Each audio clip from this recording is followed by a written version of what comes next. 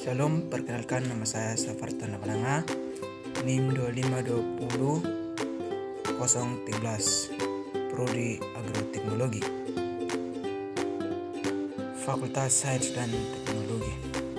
Dalam video kali ini saya ingin menjelaskan tentang usaha-usaha yang ada dengan menggunakan produk lokal.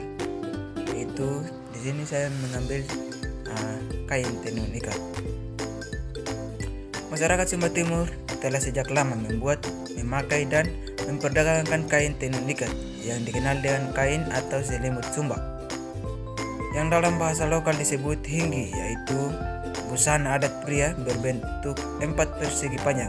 Busana adat untuk wanita disebut lau atau sarung, sedangkan selendang dipakai oleh pria dan wanita yang diselempangkan di pundak. Kegiatan menenun dilaksanakan secara manual dan tradisional serta merupakan kegiatan kaum wanita. Pembuatan kain tenun ikat Sumba Timur menggunakan zat pewarna alam yang berasal dari bagian tumbuhan penghasilan pewarna seperti akar, kulit kayu dan daun, dan merupakan salah satu hasil hutan bukan kayu. Penggunaan zat pewarna alam di Indonesia telah dimulai sejak zaman penjajahan Belanda, terutama untuk pewarna kain. Sampai sekarang zat pewarna alam masih digunakan terutama pada kain tenun ikat dengan corak tradisional.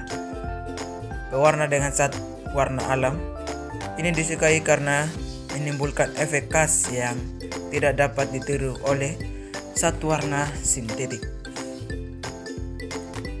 Usaha kerajinan tenun ikat Sumba masih berupa usaha rumahan atau rumah tangga, di mana tenaga kerja sebagai besar berasal dari anggota keluarga, terutama ibu dan anak wanita. Umumnya kegiatan dilakukan secara paruh waktu dan produk yang dihasilkan berupa barang jadi itu kain, sarung, dan selendang. Adapun proses produksi dimulai dengan mempersiapkan benang, menggulung, merentang, dan mengikat. Benang yang sudah diikat siap untuk dicelup dan diwarnai dengan pewarna alam. Setelah kering, benang tersebut ditenun mengikuti motif yang sudah dibuat atau diselesaikan dan sesuai jenis produk yang akan dihasilkan. Selendang, sarung, dan kain, terdapat 2 jenis tumbuhan yang banyak digunakan pengrajinan tenun ikat sebagai sumber pewarna, yaitu nila atau wora dan mengkudu atau kombu. Adapun tahap-tahap dalam proses pembuatan kain ikat. Yang pertama, proses pelangkan. Proses pelangkan ini seperti gambar di samping ini, ada seorang yang sedang menyusun benang-benang. Proses pelangkan pada tenun ikat pakan yaitu menyusun benang pakai dari bentuk string atau kones ke dalam pelangkan. Benang-benang ini tak perlu dikres karena akan dibuat untuk benang pakan.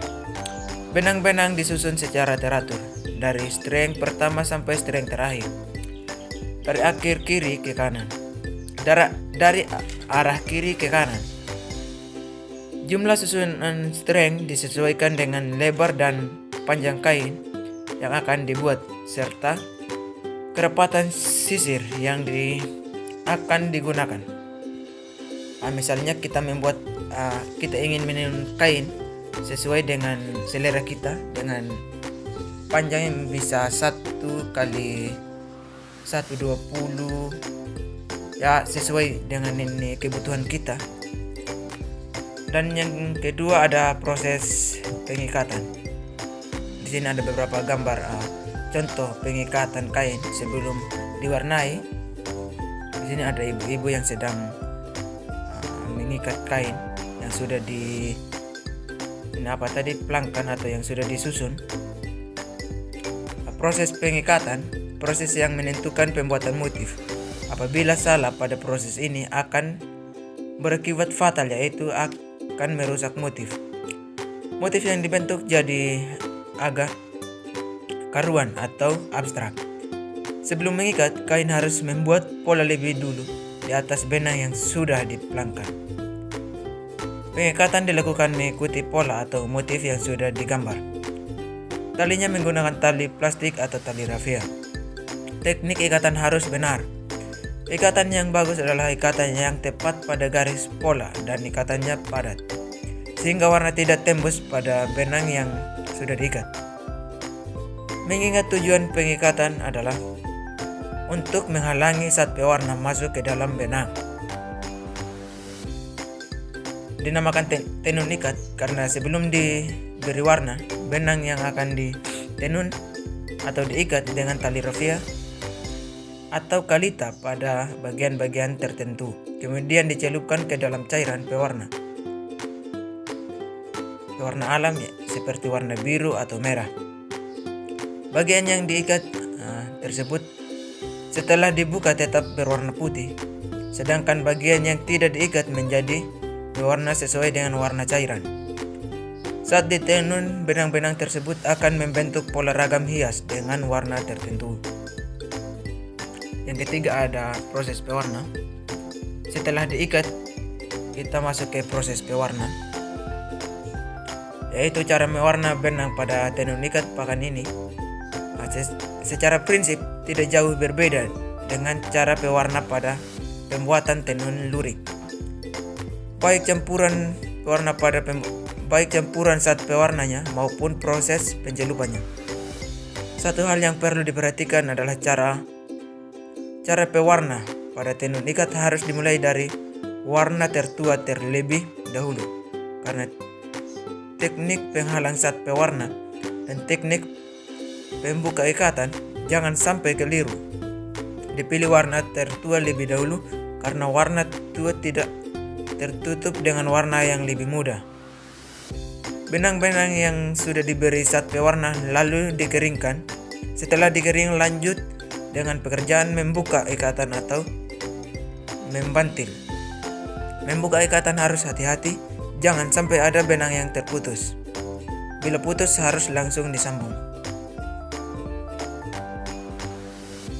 Keempat ada proses pemaletan, yaitu proses memindahkan benang pakan dari bentuk streng ke dalam kelinting sehingga menjadi benang dalam bentuk paletan dengan menggunakan alat pintal atau erak.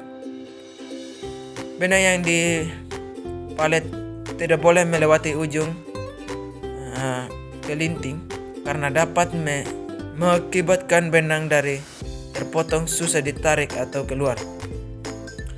Untuk mempermudah benang keluar dari terpotong, susunlah benang pada kelinting lebih banyak pada bagian tengahnya.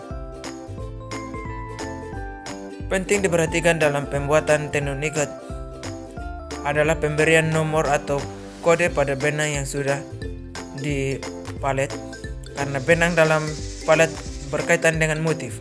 Apabila salah memberi nomor atau mengambil, motif tenun tidak akan sempurna. Ini adalah salah satu contoh proses pemalet dari bom besar ke bom kecil ini, seperti gambar ini. Oke, terus nomor 5 ada proses penghanian atau nyekir.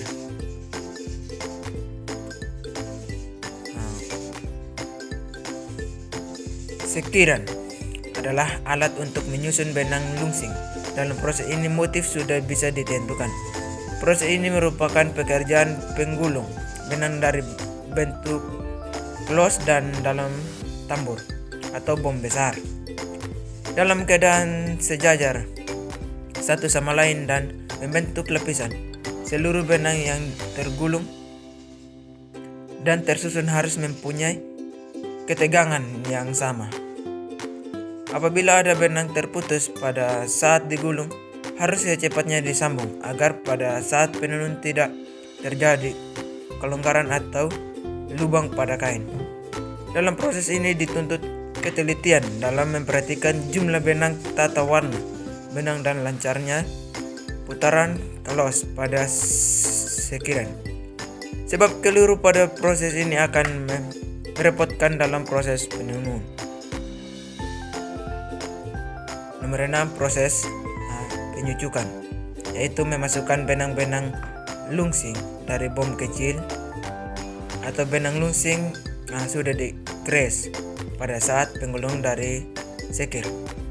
Satu demi satu benang tersebut dimasukkan pada mata gun yang sesuai dengan rencana tenun.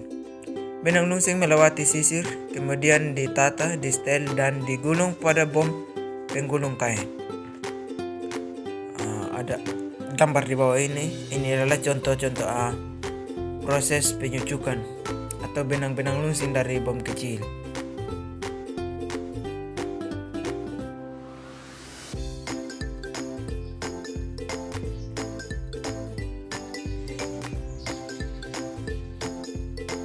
Nomor 7 ada proses penenun. Diperlukan ketelitian dan kecermatan. Tak hanya menenun saja, namun harus mengatur motif sesuai dengan yang direncanakan. Cara ataupun proses yang lain sama caranya seperti menenun pada pembuatan tenun lurik maupun tenun ikat lungsing. Lalu dilanjutkan dengan pekerjaan finishing agar hasil tenun menjadi kelihatan lebih baik. Ini ada beberapa contoh masyarakat yang sedang menenun sesuai motif-motif yang orang suka. Cara dan motif kain tenun ikat yang digunakan seorang menunjukkan suatu sosialnya dalam masyarakat. Kain tenun ikat merupakan perlengkapan dalam upacara adat seperti pernikahan, kematian, agama, dan kesenian. Mungkin hanya ini saja video dari saya. Sekian dan terima kasih.